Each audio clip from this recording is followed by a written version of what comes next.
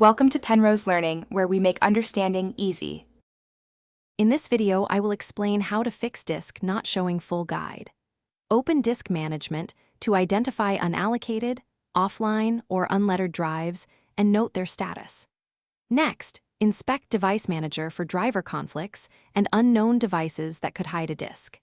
If the drive is unallocated, consider initializing and creating a volume, or assigning a drive letter to restore access and visibility in File Explorer. Open Device Manager and update, rollback, or uninstall drivers to clear driver-level issues, then reconnect the disk to allow Windows to reinstall drivers automatically.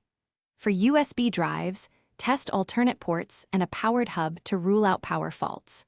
Run the built-in hardware troubleshooter or the disk maker's diagnostic tool to check firmware and health. These steps often restore visibility and stability without data loss when drivers or connections are the problem. If this guide is helping, please subscribe and like to support more practical fixes and tips. Quick recommendation: the Owala water bottle is great for long repair sessions because it stays cold, won't leak in your bag, and is easy to drink from while you work. Check the description for the link and other deals to pick one up if you want. Thanks, now let's get back to the video.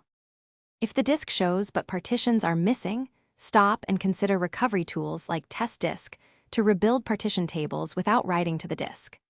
For important data, create a full disk image or clone using DDresQ or a trusted imaging tool before attempting repairs. Avoid initializing, formatting, or creating volumes until you secure a backup image, because those actions can overwrite recoverable data and make restoration far more difficult. Thanks for watching. If this was helpful, leave a like and consider subscribing. See you next time.